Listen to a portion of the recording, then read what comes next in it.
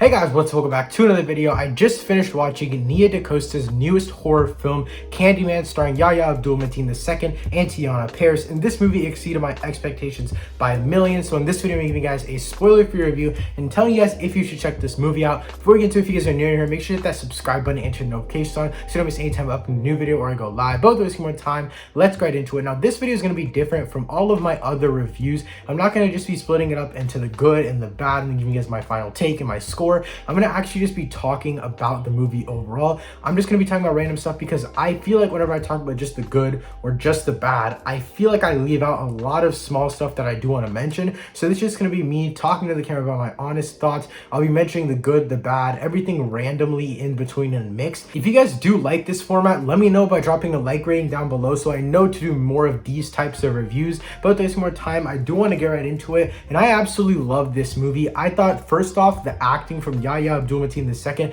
and Tiana Paris, as well as the character who played the actor who played Tiana Paris's brother, he was also phenomenal. Those are like the three main characters. Obviously, the older Candyman was still in this movie, but that's kind of where I want to talk about like the worst part about this movie, honestly, is that Yahya Abdul-Mateen II is like barely actually Candyman in this movie. And I'm not gonna give spoilers away, but it just, okay, I don't know how to say this, but like, he doesn't feel like Candyman in this movie, really. It feels like the only movie I can really compare this to is The Joker. It feels like this movie is the arc to Candyman, but we only get Candyman for like 15 to 20 minutes at the end, like the real transformation into the character of Candyman. Whereas in The Joker, it does it really well because at the end, we still get enough of Joaquin Phoenix becoming the Joker. Like, we actually feel the Joker's presence.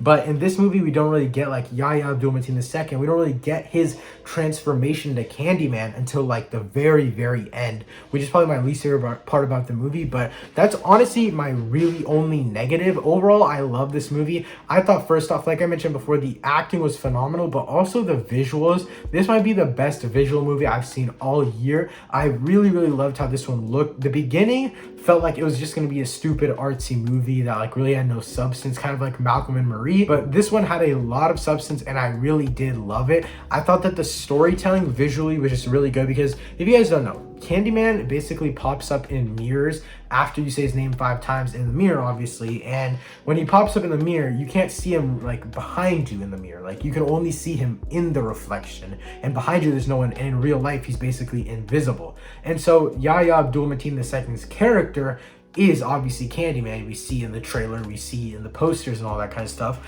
He is Candyman, but in the movie throughout, it's the older Candyman, the one from the original movie, that's killing all these people and showing Yahya Abdul-Mateen II's character, his transformation over time. And so I love the way that they play with the mirrors, especially when it's the difference between just the Candyman's victims and then Yahya Abdul-Mateen II's character, because obviously Yahya's character is turning into Candyman, so it's obviously a lot different. I thought this movie did a great job of showing those differences, but also just playing with mirrors in general. I thought it did a really great job visually. It just looked really stunning and I absolutely loved it. And also, I want to talk about the score of this movie. The score of this movie was awesome. It really felt like it told a story of its own. I think A Quiet Place 2, whenever it did have that super intense score, it was really, really great. But this movie's score just felt like it was telling a story in itself. And I watched this one in Dolby and I was like, I loved it in Dolby. Like, it was so loud, the screeches, the sounds, everything. You could hear every little bit and it was great. I will also say one super tiny negative is that the kills weren't as brutal as I thought they would be. What I mean by that is that obviously they were super brutal, but like obviously it was bloody, bones breaking, all that cool stuff. It was gory, like it was gory to the max, but there were a lot of kills that just happened off screen and I felt like I needed, obviously, okay, it was definitely like a artsy type of thing that needed to cost someone to do.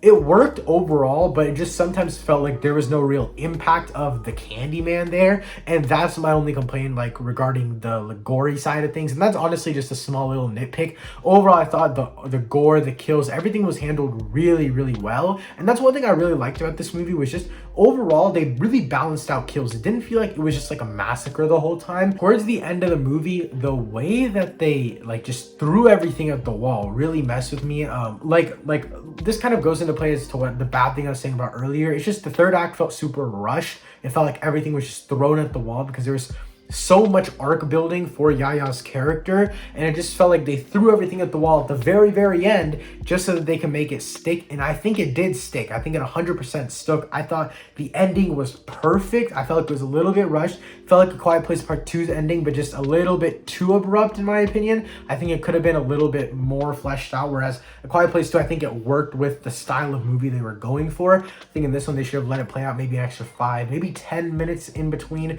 that final battle, I guess you could call it. But overall, I thought that the whole way that they used Candyman in this movie was just really great. Although, like I said before, I wanted more of Yaya's Candyman, but the way that they used the older Candyman, which I'm gonna be honest, guys, I haven't seen the older movie. They used this movie to really tell stories about the first one, and now I watched, like, right after I watched the movie, I watched the synopsis of the first one, and I realized that I learned so much about the first one in this one, and it didn't feel like they were spoon feeding me information, which is really great to see.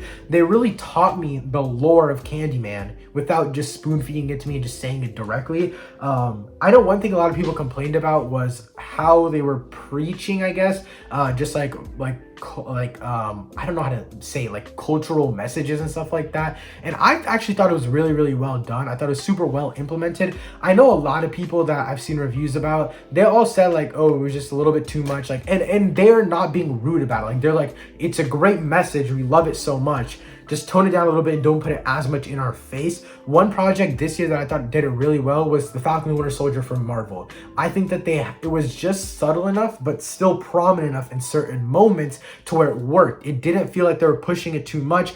But this movie, I actually really liked how they did it.